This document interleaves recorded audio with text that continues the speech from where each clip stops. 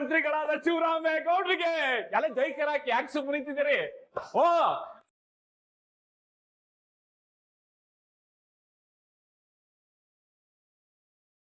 ಅವ್ವ, ಏನವ್ವ ಇವನು? ಏನ್ ಮಾತಾಡಕ್ಕೂ ಬರಲ್ವಲ್ಲ ಇವನಿಗೆ. ಯಾಕೋ ಉಗಿಸ್ಕೊಳಂಗ ಅವನು ಸುಮ್ಕಿರು. ಈ ಶಿವರಾಮೇಗೌಡ ರೊಚ್ಚಿಗೆದ್ದು ಮೊಕ್ಕಕ್ಕೆ ಉಗಿದ್ರು ಉಗಿತಾನ.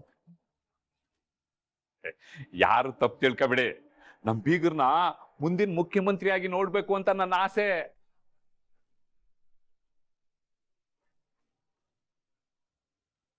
ಒಳ್ಳೆ ಆಸನೆ ಬಿಡಿ. ನಮ್ಮ ಶಿವರಾಮ ಮುಖ್ಯಮಂತ್ರಿ ಆದ್ರೆ ನಮಗೂ ಸಂತೋಷನೇ ಅಲ್ವಾ? ರಾಯ್ರೆ, ಇವರು ನಮ್ಮ ಭದ್ರ ನೆಂಟರು ವಿದ್ಯಾ ಅವಳಲ್ಲ, ಅವ್ರ ಅಪ್ಪ ಅಮ್ಮ. ನಮಸ್ಕಾರ. ಅಂದಾಗೆ ಚೆಲುವರಾಜು, ನೀವು ತುಂಬಾ ಚೆನ್ನಾಗಿ ಮಾತಾಡ್ತೀರ. ಏನೋ ಮನ್ಸಿಗೆ ಅನ್ಸೋದನ್ನ ಅನ್ಬಿಡ್ತೀನಿ, ಬ್ಯಾಸರ ಮಾಡ್ಕೊಬಿಡಿ. ಇಲ್ಲ ಇಲ್ಲ, ಆ ಥರ ಏನಿಲ್ಲ. ಸರಿ, ನೀವೇನ್ ಮಾಡ್ಕೊಂಡಿದ್ದೀರಾ? ದೊಡ್ಡದಾಗಿ ಹೇಳ್ಕೊಳ್ಳೋ ಅಂತದ್ ಏನಿಲ್ಲ ರಾಯ್ರೆ. ಏನೋ ಸಣ್ಣದಾಗಿ ಒಂದ್ 10 ಇಟ್ಟಿಗೆ ಫ್ಯಾಕ್ಟ್ರಿ ಅವೆ.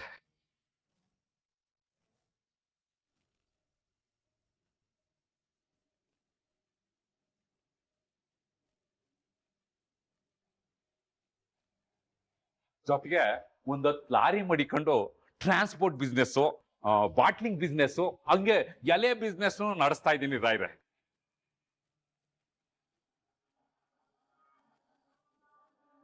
ಏನವ್ವ, ಅವ್ನು ಹೇಳ್ತಿರೋದ್ರಲ್ಲಿ ಒಂದ್ ಕಾಲ್ ಭಾಗನೂ ಇಲ್ಲ. ತಿನ್ನೋದು ಮೊಸರನ್ನ, ಇಲ್ಲಿ ಬಿಲ್ಡಪ್ ನೋಡಿ ಹೆಂಗ್ ತಗೋತಾವನೆ. ವಿದ್ಯಾ, ನೀನ್ ಯಾಕೆ ಗಾಬರಿಯಾಗಿದ್ಯಾ? ಅವ್ವ, ಅಪ್ಪಯ್ಯ ಯಾಕವ್ವ ಹಿಂಗ್ ಸುಳ್ಳು ಹೇಳ್ತವ್ರೆ? ಇನ್ನೇನ್ ಮಾಡಕ್ಕಾಯ್ತದೆ ವಿದ್ಯಾ, ಅನ್ಭವಿಸ್ಲೇಬೇಕು. ಸಮಾಧಾನ ಮಾಡ್ಕ. ನೀವು ಒಂಥರ ಒಳ್ಳೆ ಬಿಸ್ನೆಸ್ ಮ್ಯಾನ್. ಹೌದೌದು. ಅವನ ರತ್ನಮ್ಮನ್ನು ಚೆಲುವನ್ನ ಕರ್ಕೊಂಡು ಒಳಗೆ ನಡಿ. ಸರಿ ರೀ ರತ್ನ, ಬಾ.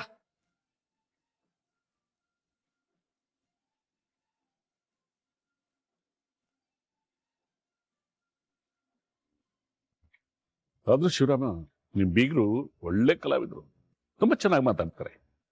ಹೌದು ರಾಯ್ರೆ.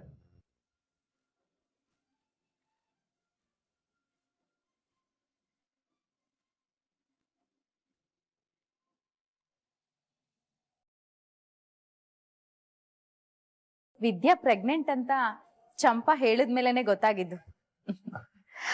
ಅಲ್ಲ, ಅವಳು ಇಷ್ಟು ಆಕ್ಟಿವ್ ಆಗಿ ಓಡಾಡ್ತಿರೋದನ್ನ ನೋಡಿದ್ರೆ ಅವಳು ಪ್ರೆಗ್ನೆಂಟ್ ಅಂತ ಅನ್ಸೋದೇ ಇಲ್ಲ.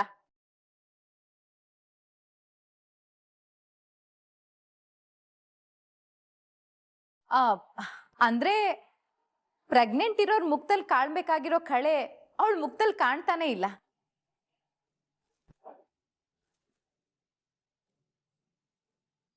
ನಮ್ ಕಡೆ ಎಲ್ಲ ಮುಖ ನೋಡ್ತಿದ್ದ ಹಾಗೆ ಮಗು ಗಂಡೋ ಹೆಣ್ಣೋ ಅಂತ ಹೇಳ್ತಾರೆ.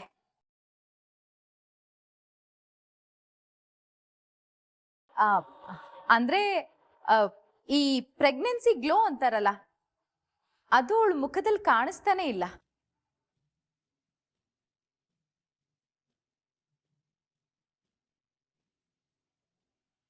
ಆ ಕಳೆ ಕಾಣಕ್ಕೆ ಇನ್ನೂ ಹಸಿ ಟೈಮ್ ತಗತ್ತದೆ. ಅದು ನೀರ್ ನಿಂತಿರೋದು ಈಗಲ್ವೇ? ಓ ಹೌದಾ? ಯಾರು ನನ್ನ ತಪ್ಪಾಗಿ ತಿಳ್ಕೊಬೇಡಿ. ನಾನ್ ಸುಮ್ನೆ ವಿದ್ಯೆನ ರೇಗ್ಸೋಣ ಅಂತ ತಮಾಷೆ ಮಾಡ್ದೆ ಅಷ್ಟೆ.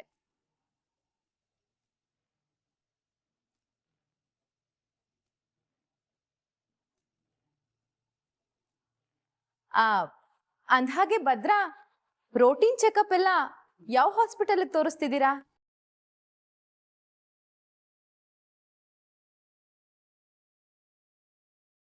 ಅದು ಇನ್ನೂ ಎಲ್ಲೂ ತೋರಿಸಿಲ್ಲ. ಏನಪ್ಪ ಹೇಳ್ತಾ ಇದೀಯಾ? ಇಂಥ ವಿಷಯಗಳಲ್ಲಿ ನೆಗ್ಲೆಕ್ಟ್ ಮಾಡಬಾರ್ದು. ಮೊದಲು ಆಸ್ಪತ್ರೆಗೆ ತೋರಿಸು.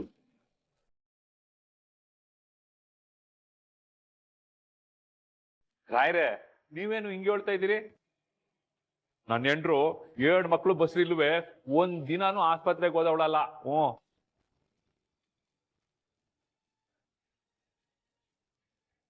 ಅವಳಿಗೆ ನಮ್ಮೂರ್ ಸುಬ್ಬಮ್ಮನೆ ಮನೇಲಿ ಅರ್ಗೆ ಮಾಡ್ತಿದ್ದು. ಬಸ್ರಿ ಹೆಂಗಸರು ಹಾಲು, ಹಣ್ಣು, ಮೊಟ್ಟೆ, ಮಾಂಸ, ತರಕಾರಿ ಅಂತ ತಿನ್ಕೊಂಡಿದ್ರೆ ಒಳ್ಳೇದು. ಅದ್ರಲ್ಲೂ ಕೆಲಸ ಮಾಡ್ಕೊಂಡಿದ್ರಂತೂ ಇನ್ನೂ ಒಳ್ಳೇದು. ನೀವ್ ಹೇಳೋದೇನೋ ಸರಿ, ಆದ್ರೆ ಅದು ನಿಮ್ ಕಾಲದಲ್ಲಿ ಆಹಾರ ಹೆಲ್ದಿ ಆಗಿತ್ತು. ಆದ್ರೆ ಈಗ ಆ ರೀತಿ ಅಲ್ಲ. ನಾವು ಬೆಳೆಯೋ ಪ್ರತಿಯೊಂದು ಬೆಳೆನಲ್ಲೂ ಕೆಮಿಕಲ್ ಮಿಕ್ಸ್ ಆಗಿರುತ್ತೆ. ಹುಟ್ಟೋ ಮಗುಗೆ, ಗರ್ಭಿಣಿಯರಿಗೆ ಬೇಕಾಗಿರೋ ಪೋಷಕಾಂಶಗಳು ಸಿಗೋದೇ ಇಲ್ಲ. ಮೇಲಾಗಿ ಈಗಿನ ಕಾಲದಲ್ಲಿ ಟೆಕ್ನಾಲಜಿ ತುಂಬಾ ಮುಂದುವರೆದಿದೆ. ಹೊಟ್ಟೆಲಿರೋ ಮಗು ಬೆಳವಣಿಗೆ ಹೇಗಿದೆ ಅನ್ನೋದನ್ನ ಮೊದ್ಲೇ ತಿಳ್ಕೊಳ್ಳೋದು ತುಂಬಾ ಒಳ್ಳೇದಲ್ವಾ?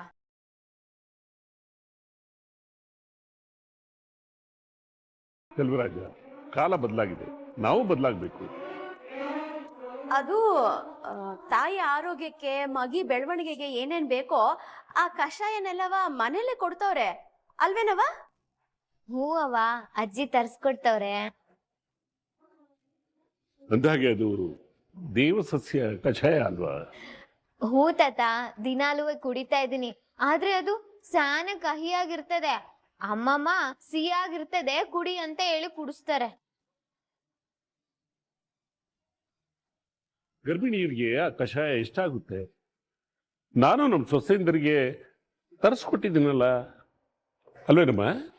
ಹ್ಞೂ ಮಾವ, ನನಗೇನ್ ಕಷಾಯ ಕಹಿ ಅನ್ನಿಸ್ಲಿಲ್ಲ. ಅದನ್ನ ಇಷ್ಟಪಟ್ಟೆ ಕೊಡ್ದೆ. ಅಯ್ಯೋ, ಹಾಗಾದ್ರೆ ಒಂದ್ ಕೆಲ್ಸ ಮಾಡಿ, ವಿದ್ಯಾನ ಹಾಸ್ಪಿಟಲ್ಗೆ ತೋರಿಸಿ. ಅಲ್ಲಿ ಅವಳನ್ನ ಚೆಕಪ್ ಮಾಡ್ತಾರೆ, ಮಗು ಹಾರ್ಟ್ ಬೀಟ್ ಚೆಕ್ ಮಾಡ್ತಾರೆ. ಜೊತೆಗೆ ಏನಾದ್ರೂ ಹೆಚ್ಚು ಕಡಿಮೆ ಆದ್ರೆ ಅದಕ್ಕೆ ಟ್ರೀಟ್ಮೆಂಟು ಕೊಡ್ತಾರೆ. ಎಲ್ಲದಕ್ಕಿಂತ ಹೆಚ್ಚಾಗಿ ನಮ್ ವಿದ್ಯಾ ಹೆಲ್ತ್ ಕಂಡೀಷನ್ ಹೇಗಿದೆ ಅಂತಾನೂ ತಿಳ್ಕೊಬಹುದು ಅಲ್ವಾ?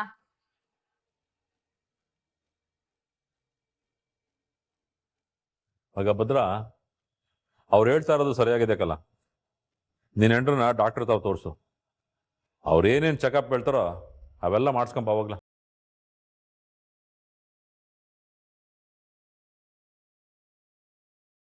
ಸರಿ ಅಪ್ಪಯ್ಯ, ನಾನು ಕರ್ಕೊಂಡು ಹೋಗಿ ಬರ್ತೀನಿ. ಅಮ್ಮಿ ವಿದ್ಯಾ, ತೋರ್ಸ್ಕೊಂಬಂದ್ಬಿಡನೆ. ಸರಿ ಗೌಡ್ರೆ. ನಡಿ. ಒಂದ್ ನಿಮಿಷ.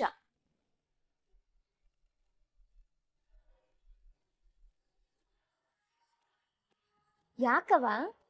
ಅದು ಮೊದಲನೇ ಕಿತ ಒಯ್ತಾ ಇರೋದಲ್ವಾ, ಜೊತೆಗೆ ಹೆಂಗಸ್ರಿದ್ರು ಒಳ್ಳೇದು. ಅದಕ್ಕೆ ನಾನು ನೀನು ಹೋಗಿದ್ ಬಂದ್ಬಿಡವ. ಡಾಕ್ಟ್ರು ಏನಾದ್ರು ಹೇಳಿದ್ರೆ ಅಳಿಯಂದ್ರೆ ಗೊತ್ತಾಗಕ್ಕಿಲ್ಲ. ಹೌದು ರತ್ನಿ, ಹೆಣ್ಮಕ್ಳ ವಿಚಾರಕ್ಕೆ ಯಾರಾದ್ರೂ ಹೆಣ್ಮಕ್ಳೇ ಜೊತೆಗಿರೋದು ಒಳ್ಳೇದು.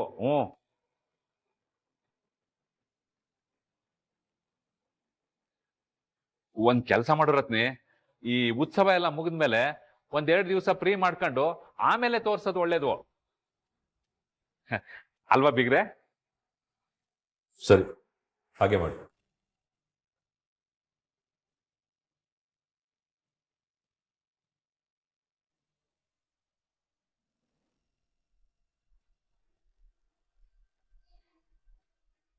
ನೋಡಿದ್ರೆ ಚಿಕ್ಕತ್ತೆ, ಅಪ್ಪ ಅವನ ಅಟ್ಟಿ ಒಳಗ್ ಕರ್ಸಾಯ್ತು. ಮಾಡಿರೋ ಚಾಲೆಂಜ್ ಅಲ್ಲಿ ಗೆಲ್ತಾ ಇರೋದು ವಿದ್ಯಾನೆಯ. ನೋಡಿದ್ರಾ, ನಿಮ್ ಕೈಲಿ ಏನು ಮಾಡಕ್ಕಾಗಕ್ಕಿಲ್ಲ.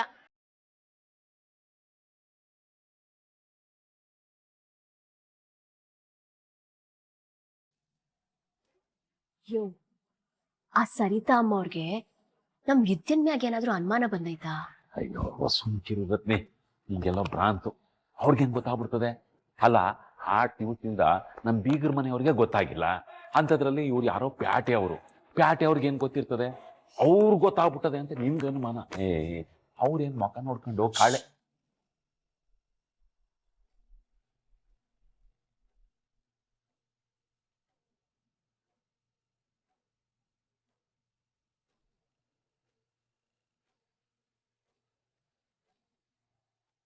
ರತ್ನ ಅವ್ರೆ, ನಾನ್ ನಿಮ್ಮೊಂದು ವಿಷಯ ಕೇಳ್ಬೇಕಿತ್ತು. ಈ ದೇವಸಸಿ ಕಷಾಯನ ಯಾರು ಇಷ್ಟಪಟ್ಟು ಕುಡಿತಾರೆ ಅನ್ನೋದು ನಿಮಗೆ ಗೊತ್ತಿರ್ಬೇಕಲ್ವಾ? ಹಾ, ಬಸ್ರಿ ಹೆಂಗಸ್ರು. ರತ್ನ ಅವ್ರೆ, ನಿಮ್ ಮಗಳು ಈ ಮನೇಲಿ ತುಂಬಾ ಸಂತೋಷವಾಗಿದ್ದಾಳೆ ತಾನೆ? ಅವಳ ಖುಷಿಗೆ, ಸಂತೋಷಕ್ಕೆ ಯಾವ ತೊಂದ್ರೆನೂ ಇಲ್ಲ ಅಲ್ಲ? ಹ್ಞೂ ಅಮ್ಮೋರೆ, ಅವಳಿಗಿಲ್ಲಿ ಯಾವ ಕೊರತೆನೂ ಇಲ್ಲ. ಕೆಲವೊಂದ್ಸಲ ನಮ್ ಒಳ್ಳೆತನಕ್ಕೆ, ನಮ್ ನಂಬಿಕೆನ ನಂಬದವ್ರಿಗೆ ಮೋಸ ಆಗುತ್ತಲ್ವಾ? ಅಮ್ಮೋರೆ, ಈಗ ಯಾರಿಂದ ಯಾರಿಗ್ ಮೋಸ ಆಗದೆ? ಆಗಿದೆ, ಆಗ್ತಾ ಇದೆ. ಒಂದೊಂದ್ಸಾರಿ ಗೊತ್ತಿಲ್ಲದೆ ತಪ್ಪಾಗೋದ್ ಸಹಜ. ಆದ್ರೆ ಗೊತ್ತಿದ್ದು ಆಗೋದನ್ನ ತಪ್ಪು ಅನ್ನಲ್ಲ, ಮೋಸ ದ್ರೋಹ ಅಂತ ಹೇಳ್ತಾರೆ. ಅಮ್ಮೋರೆ, ನೀವ್ ಯಾವ ವಿಷಯದ ಬಗ್ಗೆ ಮಾತಾಡ್ತಾ ಇದ್ದೀರೋ ದಿಟ್ವಾಗ್ಲೂ ಅರ್ಥ ಆಯ್ತಾ ಇಲ್ಲ ನಂಗೆ. ನಿಜ ಹೇಳಿ ರತ್ನವ್ರೆ, ನಿಮ್ ಮಗಳು ವಿದ್ಯಾ ನಿಜವಾಗ್ಲೂ ಪ್ರೆಗ್ನೆಂಟಾ?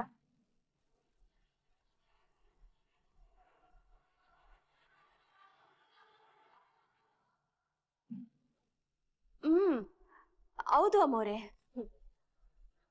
ನೀವಿಬ್ರು ಸತ್ಯನ ಎಷ್ಟೇ ಮುಚ್ಚಿಡೋದಕ್ ಪ್ರಯತ್ನ ಪಟ್ರು ನಿಮ್ ಮುಖನೇ ಹೇಳ್ತಾ ಇದೆ ನೀವು ಸುಳ್ಳು ಹೇಳ್ತಾ ಇದ್ದೀರಾ ಅಂತ. ವಿದ್ಯನ್ ಮುಖದಲ್ಲಿ ಕಳೆ ಇದ್ದು ಅವಳಿಗೆ ಸುಸ್ತು, ಸಂಕಟ, ತಲೆ ಸುತ್ತು ಬರ್ತಿದ್ರೆ ಇದೆಲ್ಲ ಪ್ರೆಗ್ನೆಂಟ್ ಆಗಿರೋ ಲಕ್ಷಣ ಅಂತ ಹೇಳ್ಬೋದು. ಆದ್ರೆ ವಿದ್ಯನಲ್ಲಿ ಆ ಯಾವ ಲಕ್ಷಣನೂ ನಾನು ನೋಡ್ಲೇ ಇಲ್ಲ. ಸಾಮಾನ್ಯವಾಗಿ ಹಳ್ಳಿ ಕಡೆ ಹುಡುಗಿರು ಪ್ರೆಗ್ನೆಂಟ್ ಆದ್ರೆ ದೇವಸಸ್ಯ ಕಷಾಯನ ಇಷ್ಟಪಟ್ಟು ಕುಡಿತಾರೆ. ಆದ್ರೆ ನಮ್ ವಿದ್ಯಾ ಅದ್ರ ವಾಸನೆ ಕಂಡ್ರೇನೆ ಆಗಲ್ಲ ಅಂತ ಹೇಳಿದ್ಲು. ಆಗ್ಲೇ ಈ ವಿಚಾರನ ನಾನು ಎಲ್ರ ಮುಂದೆ ಕೇಳಿದಾಗ ನೀವ್ ಎಷ್ಟು ಗಾಬರಿ ಆದ್ರಿ ಅಂತ ನಾನು ನೋಡ್ದೆ. ಜೊತೆಗೆ ಇಬ್ರು ಕೈ ಸನ್ನೆ ಕಣ್ ಸನ್ನೆ ಮಾಡ್ಕೋತಿದ್ರಿ.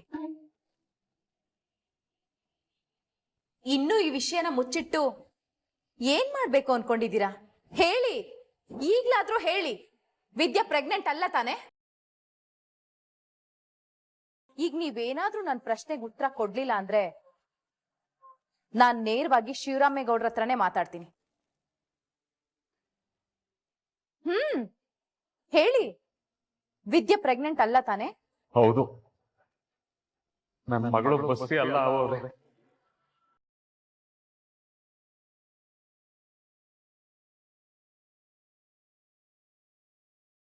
ಏನ್ರಿ ಏನ್ರಿ ಮಾತಾಡ್ತಿದ್ದೀರಾ ನೀವು?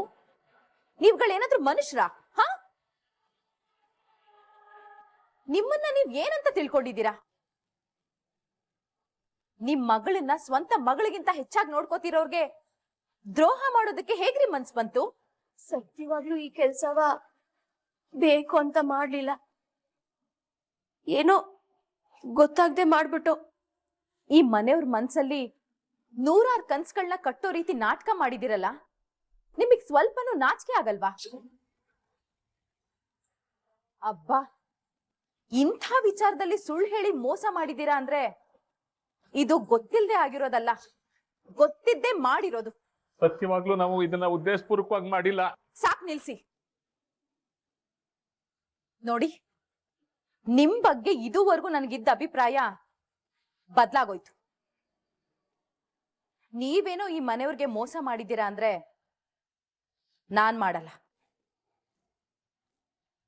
ಈಗ್ಲೇ ಈ ವಿಚಾರನ ಮನೇಲಿ ಎಲ್ರಿಗೂ ಹೇಳ್ತೀನಿ.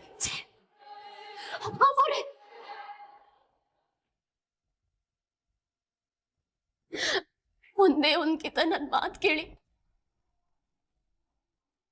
ಆಗ್ತಾ ಇದ್ದ ಅನಾಹುತನ ತಡಿಬೇಕು ಅನ್ನೋ ಒಂದೇ ಒಂದ್ ಕಾರಣಕ್ಕೆ ಈ ಸುಳ್ಳು ಹೇಳ್ದೆ ಹೊರ್ತು ಇನ್ಯಾವ ಉದ್ದೇಶಕ್ಕೂ ಅಲ್ಲ.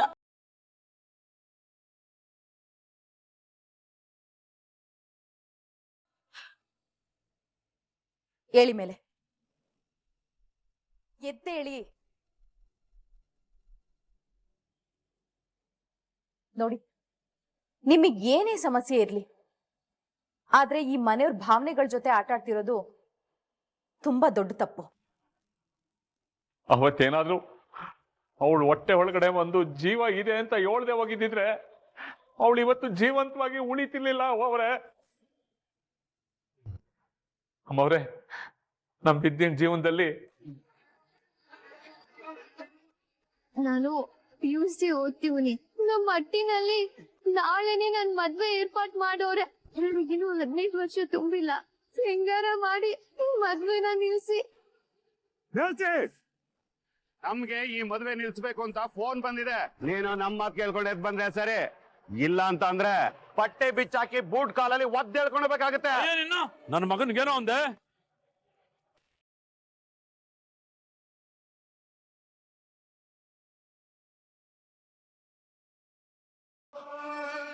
ಯಾರಯ್ಯ ನೀನು?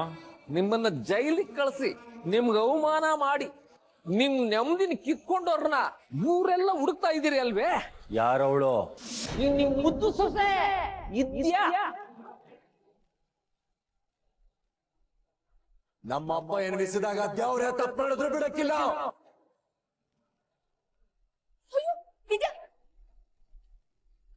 ನನ್ನ ಮಗಳು ಬಸರಿಯಾಗವಳೆ. ಎಲ್ಲ ಆಗದೆ ಅಮ್ಮವ್ರೆ. ಹಾಗಾದ್ರೆ ಈಗ ಅವರೆಲ್ಲರೂ ನಮ್ ಕಣ್ ಮುಂದೆ ಮಾಡ್ತಿರೋದು ಎಲ್ಲ ನಿಮ್ಗೋಸ್ಕರ ಅಮ್ಮವ್ರೆ. ಅಪರೂಪಕ್ಕೆ ಬಂದಿರೋ ನಿಮ್ಗೆ ಬೇಸರ ಮಾಡಬಾರ್ದು ಅಂತವಾ ಎಲ್ರು ಹಿಂಗೆ ಸಂದಾಗಿರೋ ತರ ನಾಟಕ ಮಾಡ್ತವ್ರೆ. ಹೂವೆ ಈ ವಿಷಯ ಹೇಳ್ಬಾರ್ದು ಅಂತಲೇ ಇದ್ವು, ಆದ್ರೆ ನೀವು. ಸರಿ ಬಿಡಿ, ಈಗ ನನಗೆಲ್ಲ ಅರ್ಥ ಆಯ್ತು. ಇವ್ರಗಳ ಮನ್ಸಲ್ಲಿ ಇಷ್ಟೆಲ್ಲ ನೋವಿದ್ರೂ ನಮ್ಗಳಿಗೆ ನೋವಾಗ್ಬಾರ್ದು ಅಂತ ಈ ರೀತಿ ನಡ್ಕೋತಿದಾರಲ್ಲ, ಅಂಥವ್ರ ಮನ್ಸಿಗೆ ನಾನು ಯಾವತ್ತೂ ನೋವು ಕೊಡಲ್ಲ. ಆದ್ರೆ ಈಗ 2 ವಿಚಾರನ ಸರಿ ಮಾಡ್ಲೇಬೇಕು. ಒಂದು, ನೀವ್ ಹೇಳಿರೋ ಸುಳ್ಳನ್ನ ಭದ್ರಂಗೆ ಅರ್ಥ ಮಾಡಿಸ್ಬೇಕು. ಇನ್ನೊಂದು, ಇಲ್ಲಿರೋ ಸಮಸ್ಯೆನ ಸರಿ ಮಾಡ್ಬೇಕು. ನಾನು ಇಲ್ಲಿಂದ ಹೋಗೋದ್ರೊಳಗೆ ಖಂಡಿತ ಆ ಕೆಲಸ ಮಾಡ್ತೀನಿ.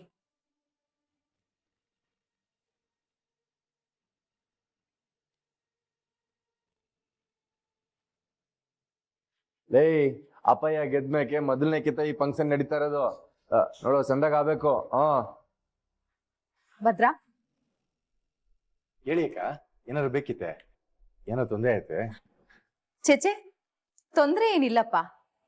ನಿನ್ ಹೆಂಡತಿ ವಿದ್ಯೆ ಇರ್ಬೇಕಾದ್ರೆ ನಮ್ಗೆ ತೊಂದರೆ ಆಗೋದಕ್ ಬಿಡ್ತಾಳ ಹೇಳು? ಅಂದ್ಹಾಗೆ ನಿನ್ ಹತ್ರ ಸ್ವಲ್ಪ ಮಾತಾಡ್ಬೇಕಿತ್ತು. ಅಯ್ಯೋ, ಅದಕ್ಕೆ ಯಾಕಕ್ಕ? ಹೇಳಿ, ಅದೇನು? ಮೊದಲನೇದಾಗಿ ನಿಮ್ಮಿಬ್ರು ಜೋಡಿ ತುಂಬಾ ಮುದ್ದಾಗಿದೆ. ಅಂದ್ಹಾಗೆ ವಿದ್ಯೆನ ನಿಮ್ ತಂದೆಯವರು ಮುದ್ದು ಸೊಸೆ ಅಂತ ಕರೀತಾರೆ ಅಂತ ಚಂಪಾ ಹೇಳ್ತಿದ್ಲು. ನಿಜವಾಗ್ಲೂ ಭದ್ರಾ, ವಿದ್ಯಾ ಈ ಮನೆಗೆ ಮುದ್ದು ಸೊಸೆನೆ. ನಿಮ್ ಮಾತು ದಿಟಾಕ. ಮತ್ತೆ ಭದ್ರಾ, ನಿಮ್ಮಿಬ್ರ ಮಧ್ಯೆ ಯಾವ ತೊಂದ್ರೆನೂ ಇಲ್ಲ ಅಲ್ಲ? ಖುಷಿಯಾಗಿ ಸಂತೋಷವಾಗಿ ಇದ್ದೀರಾ ಅಲ್ವಾ? ಓ, ಸಾನೆ ಸಂತೋಷವಾಗಿದ್ದೀವಿ. ಭದ್ರಾ, ಚೆನ್ನಾಗಿರ್ಬೇಕಾದ್ರೆ ಎಲ್ಲ ಚೆನ್ನಾಗೇ ಕಾಣುತ್ತೆ. ಆದ್ರೆ ಸಂಸಾರದಲ್ಲಿ ಒಂದು ಸಲ ಸಣ್ಣ ವ್ಯತ್ಯಾಸ ಶುರುವಾದ್ರೂ ಎಲ್ಲ ತಪ್ಪಾಗಿ ಕಾಣೋದಕ್ ಶುರುವಾಗುತ್ತೆ. ಆಗ್ಲೇ ನೋಡು, ನಾವು ಚೆನ್ನಾಗಿರ್ಬೇಕಾಗಿರೋದು, ಒಬ್ರಿಗೊಬ್ರು ಸಪೋರ್ಟ್ ಆಗಿರ್ಬೇಕಾಗಿರೋದು. ಅಲಾಕ, ಇದನ್ನೆಲ್ಲ ನಂತಾವ್ ಯಾಕೆ ಹೇಳ್ತಿದ್ದೀರಾ ಅಂತ ನಂಗೆ ಗೊತ್ತಾಗ್ಲಿಲ್ಲ. ಈಗ ನೀನ್ ಮದ್ವೆ ಆಗಿದೀಯಾ, ನಿನ್ ಹೆಂಡತಿ ಇದ್ದಾಳಲ್ವಾ, ಅದಕ್ಕೆ ಹೇಳ್ತಿದ್ದೀನಿ. ಮದ್ವೆ ಆದ್ಮೇಲೆ ಸಂಸಾರ, ಮನೆ, ಮಕ್ಕಳು ಅಂತ ಎಲ್ರೂ 108 ಕನ್ಸುಗಳನ್ನ ಕಟ್ಕೊಂಡಿರ್ತಾರೆ. ಕೆಲವೊಂದ್ಸಲ ಜೀವನದಲ್ಲಿ ಏನಾಗುತ್ತೆ ಗೊತ್ತಾ ಭದ್ರಾ? ಮುಂದೆ ಆಗೋ ಅನಾಹುತನ ತಪ್ಸೋದಕ್ಕೋಗಿ ಇಷ್ಟ ಇಲ್ಲದೆ ಹೋದ್ರೂ ಕೆಲವೊಂದು ಸುಳ್ಳುಗಳನ್ನ ಹೇಳ್ಬೇಕಾಗತ್ತೆ. ಸತ್ಯ ಗೊತ್ತಿದ್ರೂ ಅದನ್ನ ಮುಚ್ಚಿಡ್ಬೇಕಾಗತ್ತೆ. ಅಕ್ಕ, ದಯವಿಟ್ಟು ತಪ್ಪು ತಿಳ್ಕೊಬೇಡಿ. ನೀವು ಅದೇನು ಹೇಳ್ತಾ ಇದ್ದೀರೋ ನಂಗೆ ಅರ್ಥ ಆಯ್ತಾ ಇಲ್ಲ. ಅದೇನೇ ಹೇಳೋದಿದ್ರು ನೇರವಾಗಿ ಹೇಳ್ಬಿಡಿ. ನಾನ್ ಸಾಮಾನ್ಯ ವಿಷಯದ ಬಗ್ಗೆನೇ ಹೇಳ್ತಿದ್ದೀನಪ್ಪ. ಕೆಲವೊಂದ್ಸಾರಿ ನಾವ್ ಹೇಳೋ ಸುಳ್ಳು ಒಂದು ಸಂಸಾರನೇ ಕಾಪಾಡಿರುತ್ತೆ, ಆಗೋ ಅನಾಹುತನ ತಡೆದಿರುತ್ತೆ. ಈಗ ನಾನೇ ಆಗ್ಲಿ ಅಥವಾ ನೀನೇ ಆಗ್ಲಿ ಕೆಲವೊಂದು ಆಸೆ ಕನ್ಸುಗಳನ್ನ ಕಟ್ಕೊಂಡು ಕೆಲವೊಂದು ನಿರೀಕ್ಷೆಗಳಲ್ಲಿರ್ತೀವಿ. ಕೆಲವೊಂದ್ಸಾರಿ ನಾವ್ ಅಂದ್ಕೊಂಡ್ ಟೈಮ್ಗೆ ನಮ್ ಕನ್ಸುಗಳು ನನ್ಸಾಗಲ್ಲ. ಹಾಗಂತ ನಮ್ ಕನ್ಸು ನನ್ಸಾಗಲ್ಲ ಅಂತ ನಾನು ಹೇಳ್ತಿಲ್ಲ. ಅದು ನಾಳೆಗೆ ಮುಂದೋಗ್ಬೋದು. ಅಂಥ ಸಮಯದಲ್ಲಿ ನಾವು ತಾಳ್ಮೆಯಿಂದ ಹೀಗೆ ಆಗಿರ್ಬೋದು ಅಂತ ಯೋಚನೆ ಮಾಡಿ ಕೆಲವೊಂದು ನಿರ್ಧಾರ ತಗೋಬೇಕಾಗತ್ತೆ. ಅಕ್ಕ, ದಿಟ್ಟವಾಗ್ಲೂ ನೀವೇನ್ ಹೇಳ್ತಿದ್ದೀರಾ ನಂಗೆ ಒಂದು ಅರ್ಥ ಆಯ್ತಾ ಇಲ್ಲ. ಅದೇನ್ ಹೇಳ್ಬೇಕು ಅಂತಿದ್ದೀರಾ ಅದನ್ನ ಬಿಡಿಸಿ ಹೇಳಿ. ಹೇಳ್ತೀನಪ್ಪ. ನೋಡು, ನೀನ್ ತಿಳ್ಕೊಂಡಿರೋ ಹಾಗೆ ವಿದ್ಯಾ ಭದ್ರಾ, ನೀನ್ ಇಲ್ಲಿದ್ಯಲ್ಲ? ಹೇಳ್ ಚಿಕ್ಕವ, ಏನಾಯ್ತು? ನಾನು ಇಲ್ಲೇ ಇವನೇ.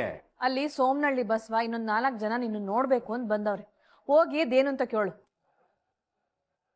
ಅದಾ ಅಪ್ಪಯ್ಯ ಗೆದ್ಮೇಕೆ ಆಗ್ತಾರೆ, ಮೊದಲನೇ ಫಂಕ್ಷನ್ ಅಲ್ವೇ, ಕಟೌಟ್ ಎಲ್ಲ ಬೇಕು ಅಂತ ಗಲಾಟೆ ಮಾಡ್ತಾವ್ರೆ. ತಡೀರಿ, ಅದೇನ್ ಬಂದು ನೋಡ್ತೀನಿ. ಸರಿ, ಅದೇನ್ ಹೋಗ್ ಮಾತಾಡ್ ಕಳ್ಸೋಗ್ಲಾ. ಅಕ್ಕ, ನೀವು ಅದೇನೋ ಸಂಸಾರ ಮಕ್ಕಳು ಅಂತ ಹೇಳ್ತಾ ಇದ್ರಲ್ಲ, ಅದೇನು ಅಂತ ಹೇಳಿ ಕೇಳ್ಕೊಂಡು ಹೋಯ್ತೀನಿ. ಪರವಾಗಿಲ್ಲಪ್ಪ, ನೀನ್ ನಿನ್ ಕೆಲಸ ಮುಗಿಸ್ಕೊ, ಆಮೇಲೆ ಮಾತಾಡಿದ್ರಾಯ್ತು.